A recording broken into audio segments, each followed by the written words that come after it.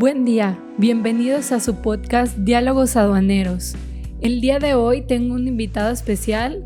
Me acompaña Carlos Robles de la firma Navarro Medina y Castro, en donde vamos a hablar de un tema muy interesante que son las facultades de comprobación. Bienvenido, Carlos.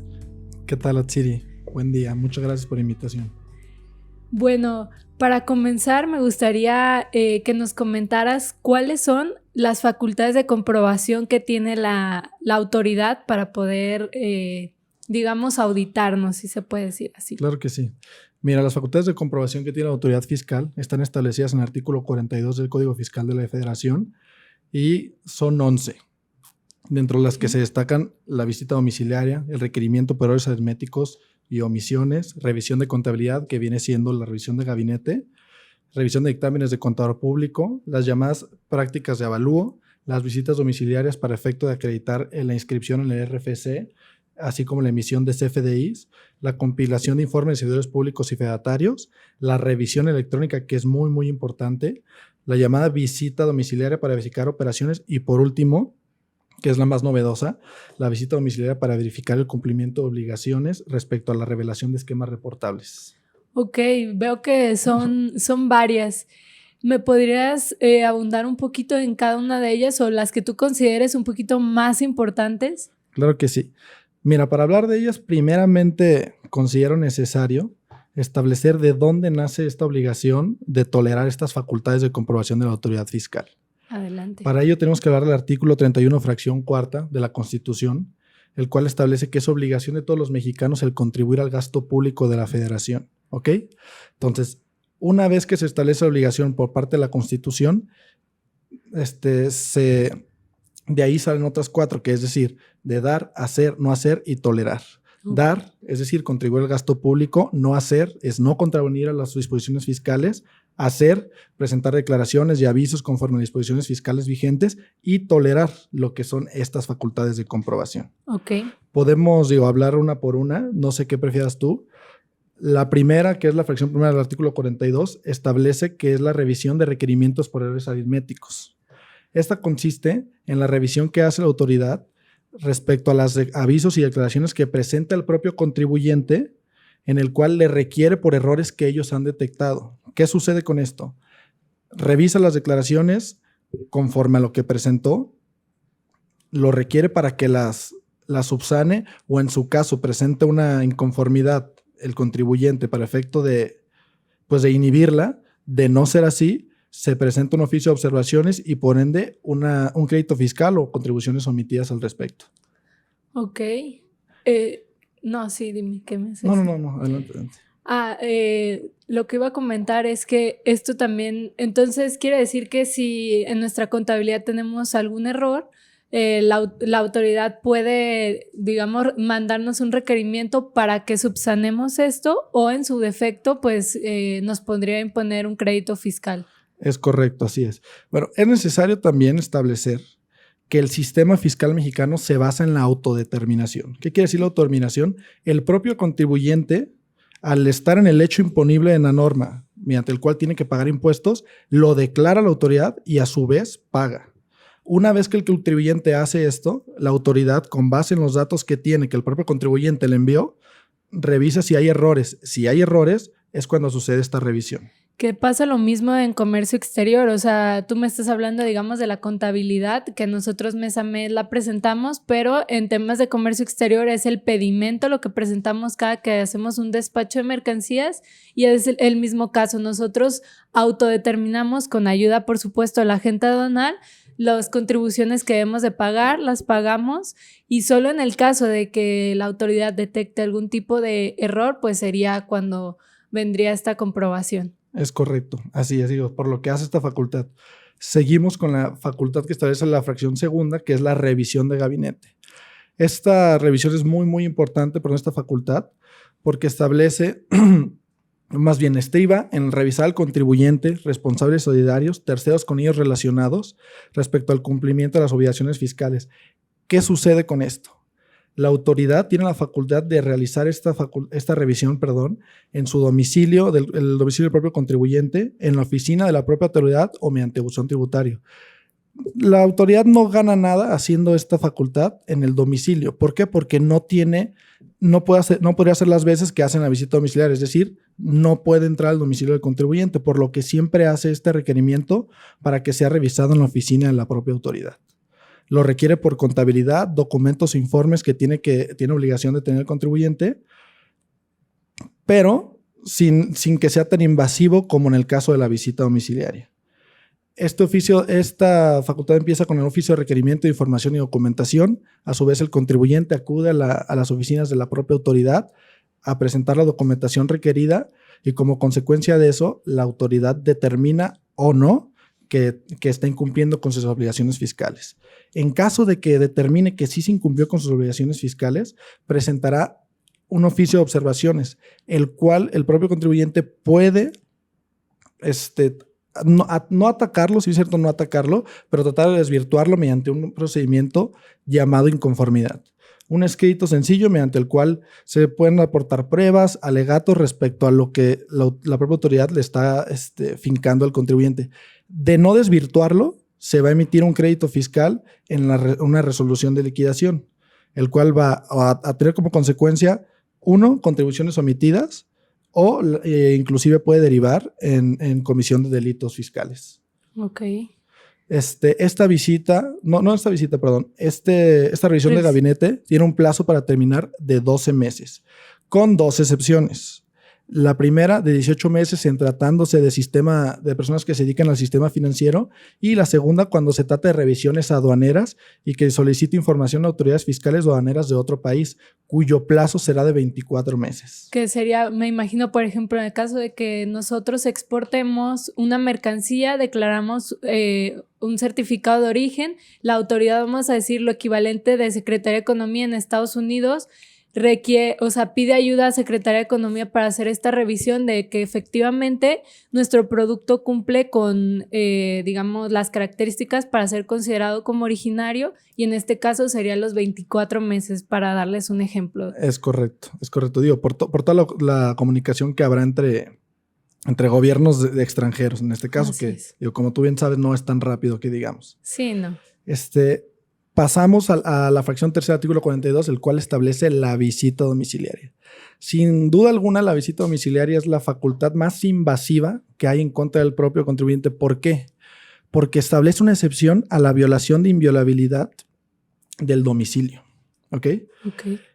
¿Qué sucede con esto? La autoridad se apersona con un oficio el cual que ordena una visita domiciliaria, requiere al contribuyente por documentación e información que está obligado a conservar en su contabilidad, pero tiene derecho a pasar a su domicilio. Okay. Por lo mismo, el párrafo 16 de la Constitución, el párrafo 16 del artículo 16 constitucional establece que esta visita domiciliaria tiene que cumplir con todas las reglas que cumple el cateo. Es decir, establecer expresamente en la orden de visita los objetos que se buscan, obligando a la autoridad a emitir actas circunstanciadas de cada uno de los hechos que se susciten en la propia visita, la designación de 2 testigos que tienen que estar presentes todo momento y cumplir con todos esos requisitos. Ahora bien, es necesario mencionar esto.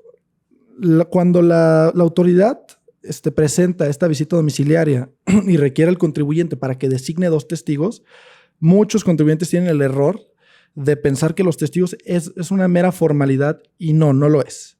Si bien es cierto es que los testigos tienen que firmar alcance de todas las actas circunstanciadas que se levanten, también lo es que ellos pueden manifestar lo que en el acta establezca el auditor y que no haya sucedido. ¿Me explico?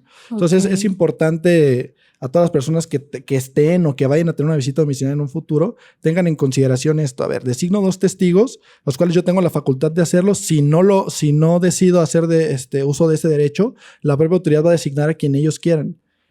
Que en este caso, ¿a quién recomendarías que fueran estos testigos? Personas que trabajan en la empresa o en la ocasión que se está revisando. Okay. Entonces, una vez que esto suceda, cada acta parcial que se levante, partiendo de esta premisa, siempre habrá 3 actas en esta visita domiciliaria. El acta parcial de inicio, el acta parcial final, el último acta parcial, y el acta final, para a la postre emitir la resolución de liquidación, ¿ok? En cada acta parcial que se haga, tienen que estar presentes los testigos y van a firmar al calce. Okay. ¿Qué sucede con esto? Cuando firmen y pueden manifestar que lo que está estableciendo, lo que está manifestando el propio auditor en el acta parcial, no constó, en realidad no sucedió, ¿me explico? Uh-huh. ¿Qué sucede con esto? Pues a la hora de un recurso de revocación en contra de una determinación pues no favorable o un juicio de nulidad en contra del crédito fiscal que se emita, pues puede ayudar, ¿no? Claro. Y creo que otro punto importante es qué pasa si, cualquier persona puede recibir esta visita domiciliaria o cuando llegue, digamos, la autoridad, ¿qué tengo que hacer? Ok, en tratando de visita domiciliaria, no lo puede recibir cualquier persona. Okay. La visita domiciliaria se va a personar el personal de la autoridad, va a requerir por el representante legal de la empresa de no encontrarse en el domicilio, va a dejar un citatorio para volver al siguiente día y para que esté. En caso de no estar, sí se va a entender la visita con quien reciba. Esté. Es correcto. Perfecto. Regularmente, sucede mucho que no está el representante legal y se entiende a veces hasta con la propia recepcionista. No hay ningún inconveniente porque se van a apoyar siempre el contador y de las personas las que tengan en posesión esos documentos que está requiriendo la autoridad. Y ojo, quiero también aquí hacer un paréntesis de lo que nos dice Carlos. Un ejemplo de esta visita domiciliaria en comercio exterior que sucede mucho es para el tema de acreditar la maquinaria, la legal estancia de las mercancías básicamente en el país. ¿Qué pasa? Llega la autoridad y señala una maquinaria y dice, a ver, enséñame los documentos que compraron la legal estancia, y muchas veces son maquinaria remanufacturada ya de hace 20 años que ya no tienen nada de documentación. Y ahí viene el problema, pues, de que como no lo acreditan, pues obviamente la autoridad va a tomar cartas en el asunto. Ese es por un lado. Y por el otro también puede decir, oye, ¿sabes qué? Para aquellas empresas que tienen un programa IMEX, es decir, que pueden importar insumos en temporal, hacer un proceso productivo para retornarlo al extranjero, también puede decir, a ver, quiero que por favor me señales dónde está tu inventario temporal. Y si no tienen este inventario temporal en sus domicilios, también va a ser un problema porque esto puede significar la suspensión o cancelación del propio programa. Ya si nos aplican un crédito fiscal, nos vamos hasta el padrón de importadores, que sería una causal de cancelación.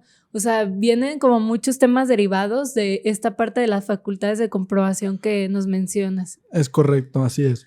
También es necesario mencionar esto. El personal de la autoridad no es suficiente para auditar a todos los contribuyentes. Claro. Es una realidad que se van o que deciden, si bien es cierto son facultades de comprobación, la autoridad decide hacerlo con quien le consta, por así decirlo, porque todavía es presuntamente, pues sí, inocente respecto a que ha incumplido con las disposiciones fiscales, pero quien le consta que está incumpliendo con ellas, ¿me explico? Entonces, si es poco, mejor dicho, lo mejor es cumplir con las disposiciones fiscales a efecto de no prender la alarma de la autoridad y que vengan y nos revisen, ¿me explico? Sí, claro. Y me ha tocado a mí con clientes que en las auditorías que hacemos preventivas, de forma que, digamos, simulamos que somos del SAT y les decimos, a ver, auditoría de activo fijo, preséntame toda esta documentación, empezamos a señalar la mercancía y toda esta parte, o incluso de la auditoría de expedientes documentales electrónicos, nos damos cuenta de diversas anomalías que pues obviamente les hacemos llegar a nuestros clientes. ¿Para qué? Para que, si ya detectamos esto como una auditoría preventiva, es una buena práctica corregir esta parte para evitar una sanción que posteriormente nos puede presentar la autoridad. Y de igual manera, creo que es muy cierto esto que dices, la autoridad no tiene el personal para revisar a todas las empresas, pequeñas, medianas y grandes. Se va ya contra quien dice, esto hay como alertas de que, pues al nosotros transmitir, hablando de comercio exterior, el pedimento o el COBE, pues transmitimos ciertos datos, nuestros e-documents, transmitimos ciertos datos que la autoridad puede ser un foco.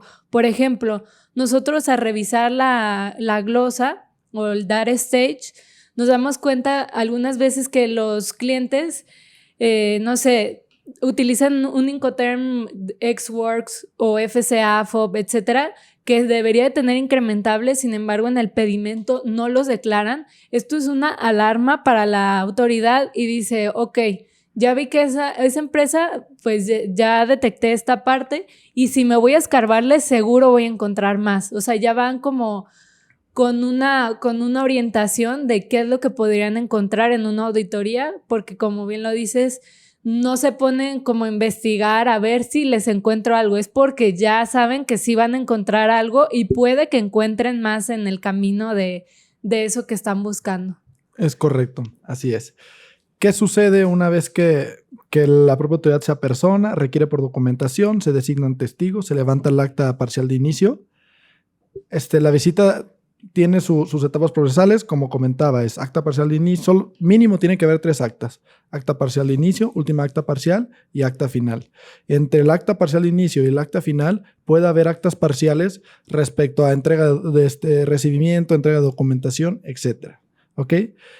Terminando el proceso de fiscalización, en este caso, con la emisión de la última acta parcial, termina con ello el derecho de la autoridad de inmiscuirse en el domicilio del auditado, ¿ok?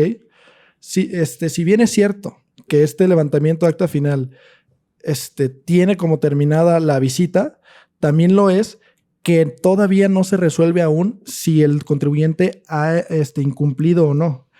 Entre la última acta parcial y el acta final, el contribuyente puede promover una inconformidad mediante el cual aporte pruebas y alegatos en contra de lo que la autoridad ha revisado al momento. De no desvirtuar los hechos o lo que la autoridad pretende acreditar, es decir, incumplimiento de disposiciones fiscales, se emitirá una resolución de liquidación, ¿ok? Una resolución de liquidación mediante el cual como comentaba, se va a determinar un crédito fiscal que, regularmente es muy alto. Sí, ya cuando son así es porque ya realmente sí son a algo elevados y pues sí es un poco, o sea, hay veces que esos créditos fiscales dejan a la empresa en la ruina, o sea, son muy complicados de pagar y como les comentaba, un crédito fiscal puede significar una suspensión del padrón de importadores y si el objeto, o sea, la principal actividad de esta empresa que están auditando es la comercialización por medio de importar y vender en territorio nacional o exportar, pues va a ser muy complicado que puedan recuperarse de algo así. Claro, pues esa actividad preponderante. Exacto. Si les quitan esa autorización, olvídalo. ¿Qué pasa con esta visita domiciliaria? Los plazos para terminar la misma son de 12 meses para concluir contados a partir de la primera acta parcial de inicio y de la última acta parcial, ¿ok? A partir de esos 12 meses, la autoridad, a partir de que termina el última acta final, es decir, que se levanta, la autoridad tiene 6 meses para emitir el crédito fiscal. Ahora bien, esos 12 meses, hay 2 excepciones, como comentaba anteriormente, con la revisión de gabinete, 18 meses en tratándose del sistema financiero y 24 meses en aquellos casos en que las autoridades fiscales, como ya comentamos, soliciten informaciones a las autoridades fiscales y aduaneras en el extranjero. Ok. Perfecto. Iba a preguntarte algo. ¿Qué pasa si, por ejemplo, la autoridad me detectó una cosa, se le va a vencer el plazo o se le venció, pero quiere a fuerzas encontrarme algo? ¿Se puede, digamos, iniciar otra visita domiciliaria, pero ahora por otro tema?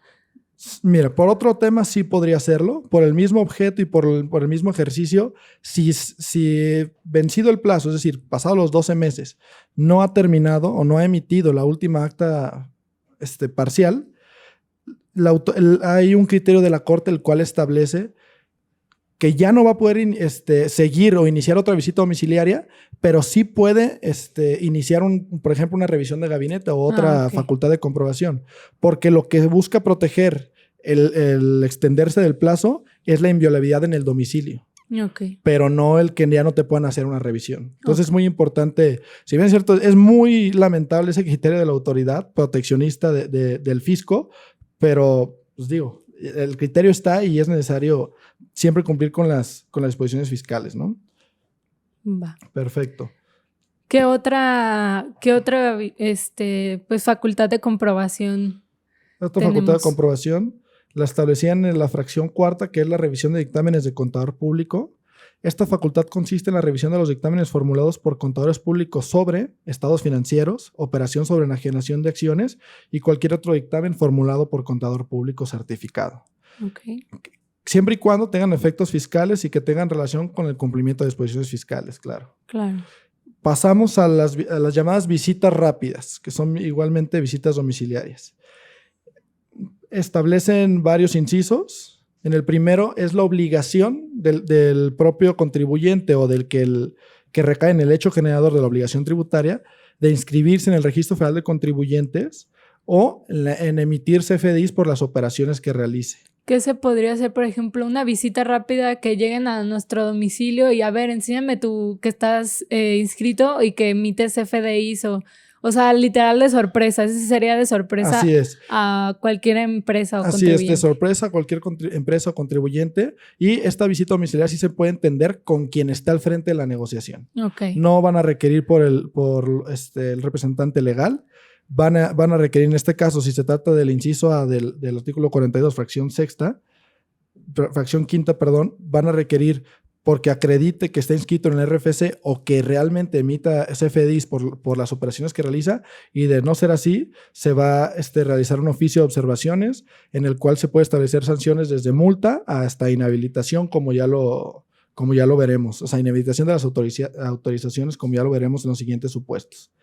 También existe en el inciso B de esa misma fracción la revisión visita rápida relativa a las operaciones de máquinas, sistemas, registros electrónicos y de controles volumétricos para personas que fabriquen, produzcan, procesan, transporten, almacenen y distribuyan cualquier hidrocarburo o petrolífero. ¿Ok?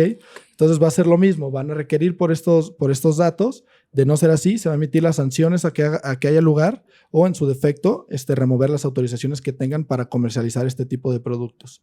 El siguiente inciso, que es el C, establece el cumplimiento de disposiciones que establece la obligación de pegar marbetes y precintos en las bebidas alcohólicas.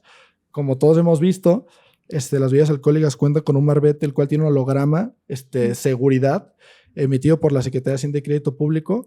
Y cuando la autoridad se presenta en estas negociaciones que se dedican ya sea a comercializar o vender estos productos, o crear estos productos, pues va a requerir porque los marbetes obviamente estén foliados, sean fidedignos, así como que tengan el precinto, es decir, que estén sellados. En dado caso de que sean negociaciones que se dediquen a la venta de alcohol, de bebidas alcohólicas, acreditar también la destrucción de esas botellas, porque no se pueden conservar vacías. Como ya sabemos, mucha gente las rellena y las vuelve a comercializar. Sí. Seguimos con el siguiente inciso, que es relativo al cumplimiento de código de seguridad de las cajetillas de cigarros. Igual, la autoridad comparece, revisa que realmente sean fidedignos esos códigos de seguridad y, de no ser así, emite las sanciones. La siguiente, respecto a cuestiones aduanales, que es la revisión de documentación y mercancía de procedencia extranjera para acreditar la legal posesión, propiedad, estancia o tenencia de esa mercancía, como ya lo habías comentado.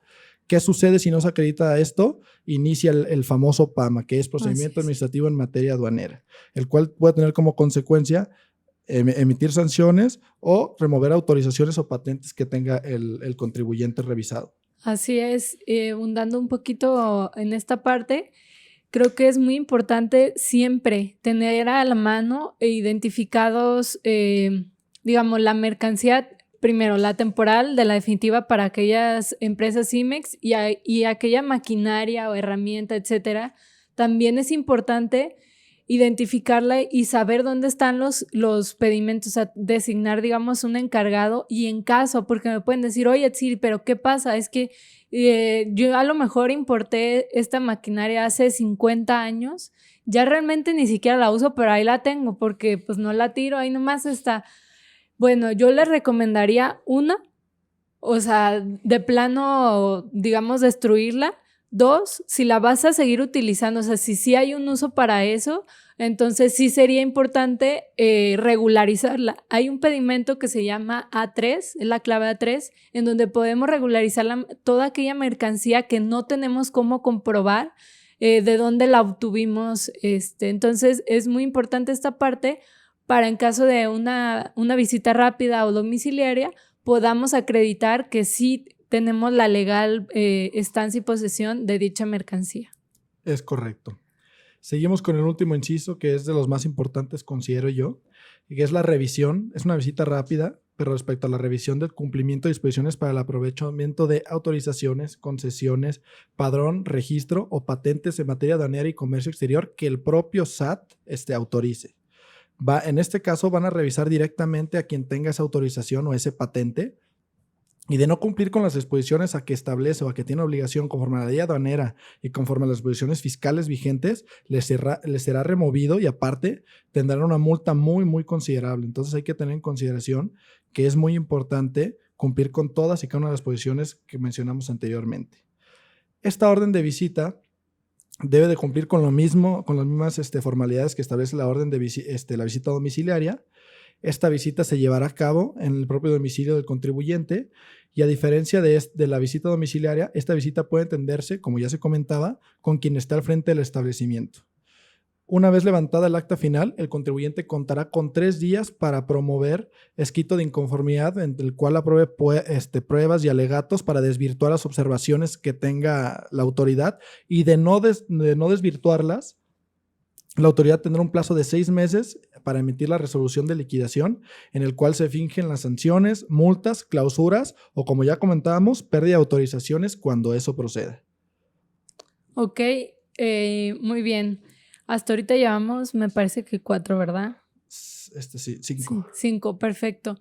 ¿Me puedes comentar cuál es la que sigue para hablar un poquito más de...? Sí, claro que sí. La que sigue es la de práctica de avalúos. Okay. Esta facultad es muy importante en materia aduanera porque estima en que la autoridad va a verificar de manera física los bienes, incluso durante su transporte, para obtener constancia de costo y aplicar el procedimiento de presunción en un momento dado o el procedimiento administrativo de ejecución. Se practicará para obtener un valor comercial por expertos en la materia del bien o de la mercancía que se esté revisando y como consecuencia de esto los avalúos, una vez practicados, los avalúos tienen una vigencia de 1 año. Ok. Creo que ahorita que mencionaste el transporte es importante comentar quiénes, o sea, si yo tengo mercancía extranjera, o sea, de procedencia extranjera, ¿quiénes podrían llegarme a auditar, por así decirlo, o sea, requerirme la documentación si yo voy en mi transporte? Si tú vas en tu transporte, bueno, vamos poniendo un supuesto en realidad. Uh-huh. Si el transporte todavía está en la aduana, pues obviamente quien puede hacerlo es la autoridad aduanera, ¿ok? Sí. Pero si carretera federal. En carretera federal, vamos a decirlo, puede ser el propio SAT, porque también tiene esas facultades, o inclusive las autoridades de los estados, porque celebran convenios de colaboración administrativa para verificar la legal posesión de esa mercancía. Entonces, puede ser cualquier autoridad fiscalizadora en tratándose de revisión de cuestión fiscal, pero también si hay un proceso criminal en el cual se esté investigando al respecto, pues cualquier autoridad lo pudiera solicitar, ¿me explico? Okay. Y también, si la mercancía está en tu posición y puedes acreditarla, pues no está de más enseñárselo a quien te lo está diciendo. Claro. Ya si una autoridad que no tiene facultad para emitir una sanción al respecto, pues ya se puede impugnar, pero de entrada, para evitarse un problema, pues a quien sea, a cualquier autoridad hay que mostrárselo. Ok, perfecto. Creo que también sería importante comentarles a nuestro auditorio cuál es el plazo en el que se extinguen las facultades de comprobación, porque esto es muy importante. Luego por ahí se confunden un poco. Todos entendemos que son 5 años, pero me voy a adelantar a la respuesta. Todo el mundo dice 5 años, pero hay ciertas excepciones que no estamos considerando. Es correcto. El plazo genérico, como bien lo comentas, es el de 5 años, pero hay otro muy importante. También el Código Fiscal establece un plazo de 10 en tratándose de contribuyentes o personas que no estén inscritos en el RFC o que no lleven contabilidad. No que no lleven contabilidad, más bien que no estén inscritos en el RFC. Okay, pueden estar inscritos y no llevar contabilidad, aún así son 5 años, pero sobre todo existe un tabú respecto a, oye, pues son 5 años, ¿por qué me están revisando? Sí, pero nunca te has inscrito en la RFC. Entonces son 10. Hay que tener mucho cuidado con eso. Lo mejor es inscribirse, claro está, y presentar tus declaraciones a que tienes obligación y punto. Y otra parte importante es, muchas empresas me dicen, oye, Siri, pero entonces, no sé, por ejemplo, ahorita que estamos en el 2021, entonces lo del 2015 ya lo desecho porque ya pasaron los 5 años. Yo les diría, no. ¿Por qué? Porque acuérdense que presentamos nuestra declaración en el 2016, pero del periodo 2015. Entonces todavía la autoridad puede revisarnos 5 años atrás, pero digamos, o sea, se puede decir que hasta 6 por ese tema de que nosotros hacemos la declaración hasta al siguiente año en el mes de marzo para personas morales y abril para personas físicas. Es correcto, así es. Hay que tener en consideración que lo que se haga en un ejercicio se va a presentar, si es personas morales, en el mes de marzo siguiente, del año siguiente, perdón, y si es personas físicas, hasta en el mes de abril siguiente. Ahora bien, los 5 años, para no revolver, los 5 años son a partir de que se presenta una declaración, aunque sea complementaria. Eso también es súper importante. Es correcto. Se presenta una declaración complementaria respecto a una cuestión suscitada así en el 2020, pues es a partir de esa última declaración complementaria es cuando van a empezar a computar el plazo de la prescripción de 5 años. Es decir, si nosotros, por ejemplo, hicimos una declaración complementaria del 2014, pero la hicimos en el 2020, tenemos que seguir guardando todo ese 2014 hasta digamos 2025. Es correcto, así prácticamente, porque hicimos esta declaración complementaria. Y adicional, también creo que es importante, pues digo, ya saben que la parte de la contabilidad electrónica tienen que conservar sus expedientes aduaneros y muchísimo ojo. Me van a decir, oye, Siri, pero no sé, la maquinaria que ya tiene 20 años, entonces ya puedo destruirlo. No, recuerden que para activo fijo, maquinaria o este tipo de digamos, mercancía o productos, es necesario conservarlo hasta el último día que esa mercancía esté en nuestra posesión o en nuestra empresa, o sea, en nosotros. Todo ese tiempo tenemos que conservarla. Así yo la haya comprado en el 2000, no importa. Es correcto, así es, tienes toda la razón. Esta obligación es muy importante porque, como tú bien comentas, oye, ya pasaron 5 años, ¿puedo deshacerme de esa documentación? No, porque forma parte del activo fijo de la empresa. Y si bien es cierto, ya con los años se depreció y ya se dedujo conforme en la contabilidad, también lo es que todavía lo conservo. Entonces, en dado caso, una revisión por parte de la autoridad fiscalizadora, pues es necesario acreditar también la legal posesión. Así es. Muy bien. Pasamos a las revisiones electrónicas. Las revisiones electrónicas se practican vía buzón tributaria a los contribuyentes, responsables solidarios y los terceros con ellos relacionados, al igual que todas las facultades que ya hemos mencionado. Esto es con base en el análisis y documentación que la propia autoridad tiene del contribuyente, porque está la obligación de presentar contabilidad electrónica conforme al sistema de autodeterminación en el que vivimos en México. Y con base a esa información, la propia autoridad revisa y requiere al contribuyente por omisiones que ha detectado. Tiene su origen una discrepancia surgida tanto en contabilidad como en la emisión de CFDIs. Asimismo, también se basará en cualquier información de la que tenga conocimiento la autoridad fiscal, no solo la de la que el propio contribuyente presente vía electrónica. ¿Qué busca esta revisión? Como anteriormente comentamos, la autoridad no tiene pues el personal para auditar a todos y cada uno de los contribuyentes que incumplen. Es por lo anterior que se creó la famosa revisión electrónica, la cual por medio de un sistema automatizado de la propia autoridad establece las discrepancias que se pueden suscitar en la contabilidad y requiere al contribuyente por documentación para hacerlo ver su error y en efecto que cumpla o se ponga al día con sus disposiciones fiscales. ¿Ok? Se deberá vía buzón tributaria. ¿Qué sucede con esto? Inicia con un requerimiento de la autoridad tributaria de documentación y una resolución provisional en la cual establece las disposiciones que se han incumplido y el posible crédito fiscal que se pudiera emitir. Estas observaciones se pueden atacar por medio de una inconformidad y documentación si no se pueden desvirtuar o el contribuyente, una vez iniciada esta visita, se puede autocorregir pagando la preliquidación, que es decir, sería el 20% de la liquidación actualizada por concepto de multa y la liquidación que la propia autoridad ha emitido. De no ser el caso, de no tener pruebas para aportarlo, de no tener pruebas para desvirtuar esas observaciones, pues lo mejor es acogernos a este beneficio. Esto es pagar el 20%, como ya se comentó, y pagar la preliquidación. De poder desvirtuar las observaciones, pues presentar toda la documentación necesaria para efecto de desvirtuarla, vaya la redundancia. Muy bien. ¿Qué medios de defensa tenemos para, si ya me fincaron un crédito fiscal, ya estoy frito o todavía puedo hacer algo? No, todavía se puede hacer algo. Okay. Primeramente se puede promover un recurso de revocación ante la propia autoridad, de conocimiento, pero pues la autoridad es juez en el que la autoridad es juez y parte. La realidad es que siempre resuelven en contra, claro. Que hay sus excepciones, y en contra de esa determinación del recurso de revocación se procede el juicio de nulidad ante el Tribunal Federal de Justicia Administrativa. ¿Qué sucede con esto? Cuando el contribuyente promueve...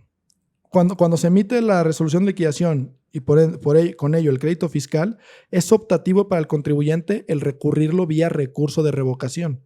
Okay. ¿Por qué es optativo? Porque, como comentábamos, la autoridad es juez y parte. Si puede saltárselo sin ningún inconveniente y acudir directamente al juicio de nulidad ante el Tribunal Federal de Justicia Administrativa, pero ello no interrumpe las facultades económico-coactivas de la autoridad. Es decir, la autoridad, aunque esté sub judice, es decir, pendiente de litigio, ese crédito fiscal que nosotros impugnamos vía juicio de nulidad, la autoridad va a requerir y va a requerir de su pago. No se suspende ese procedimiento. Solo se puede suspender si se garantiza el crédito fiscal. Esto conforme al artículo 141 del Código Fiscal de la Federación, el cual establece diferentes garantías, tanto de fianza, pagando el propio crédito fiscal, etcétera. ¿Qué sucede con esto? Pues dice el contribuyente, a ver, es absurdo que quiero que se suspenda. Ok, pague. Pues es absurdo, ¿no? Sí, claro. O sea, pague y después y que después vemos. Sí, después vemos. Pues claro, para la autoridad. Pero no, lo ideal es o pagar una fianza o promover el recurso de revocación y en ese inter juntar dinero o ver qué se puede hacer para efecto inclusive de ofrecer una fianza en el juicio de nulidad o en su defecto pagar. Y si ya en el juicio de nulidad vamos a decir que resuelven en contra del contribuyente, ¿hay todavía otra opción o ya ahora sí estamos fritos? Sí hay otra opción, se puede promover amparo directo. Una vez instaurado el juicio de nulidad y resuelto el contribuyente, si no obtiene una resolución favorable, puede promover amparo directo en contra de la sentencia emitida por el Tribunal Federal de Justicia Administrativa. De obtener una resolución favorable, la autoridad puede emitir un recurso de revisión fiscal. Ambos los va a resolver un tribunal colegiado en materia administrativa. Entonces, es muy usual que siempre se vaya a todas las etapas procesales. Esto es juicio de nulidad, amparo directo, ya sea porque perdió el contribuyente o no tuvo una resolución favorable, o revisión fiscal si la autoridad no obtiene una resolución favorable. Y ese ya sería el último recurso. Ya si perdemos eso como contribuyentes, ahora sí ya pues sería pagar. Es correcto, así es. Okay. Desafortunadamente, ¿verdad? No, pero en todo eso a lo mejor suena rápido, pero yo creo que se lleva años, o sea... Sí, es un proceso, es un proceso un poco tardado. Podría decirte que en un juicio de nulidad aproximadamente año y medio y un juicio de amparo igual otro año. Pero, sin contar el COVID ahorita que correcto. Está un poquito más lento todo. Es correcto, pero tiene sus asegúnes, así es. Ok. Pero, es necesario comprender eso porque muchos contribuyentes dicen, ok, no pasa nada. Promuevo un juicio de nulidad en contra de esa resolución de liquidación, es decir, contra el crédito fiscal y la autoridad no me va a cobrar. No, te va a cobrar. Una vez que se emite el crédito fiscal, tienes un tiempo para pagarlo, si no, que es de 30 días. Si no lo pagas, la autoridad va a utilizar sus facultades económico-coactivas y va a requerirte por ese pago de la contribución, pudiendo embargar bienes para garantizar ese crédito fiscal o inclusive la intervención de caja, que es muy importante. Okay. Entonces hay que tenerlo en consideración. Ok, bueno, pues ya se nos está acabando el tiempo. Todavía hay varios temas pendientes que necesitamos abordar. Esperen, yo creo que una segunda parte, porque sí nos faltaron algunas facultades de comprobación y también digamos, ya estrictamente en derecho aduanero o en comercio exterior, pues explicarles un poquito más de estas facultades, cuándo se presentan y toda esta parte, el PAMA. Hay todavía ciertas cosas que necesitamos explicarles un poquito más, pero por el tiempo se nos está yendo. Sin embargo, pues va a haber un segundo episodio para que lo escuchen. Les agradecemos, te agradezco, Carlos, tu asistencia. Gracias a ti. Y pues bueno, ya saben, siempre recomendamos acercarse con los expertos. O sea, por ejemplo, si tienen un tema fiscal, vayan con un abogado fiscal. Si es un tema fiscal aduanero, pues sí, traten de buscar una firma que lleve esas dos áreas o dos abogados que trabajen en conjunto, porque lo que no ve a lo mejor la parte de comercio exterior lo puede ver la fiscal, el contador, y pueden hacer un buen team. Es correcto, así es. Sí es necesario allegarse de personas expertas en la materia para evitar todo este tipo de sanciones que ya hemos comentado, y que inclusive los créditos fiscales, para cerrar con esto, pueden hasta rebasar en la contribución que en su momento se va a haber pagado. Así es. Pues muchas gracias, Carlos, y pues ya saben, pueden seguirlos en las redes sociales de Navarro, Medina y Castro, a nosotros en las redes de Pepper and Salt, y pues cualquier cosa estamos a sus órdenes. Gracias. Gracias.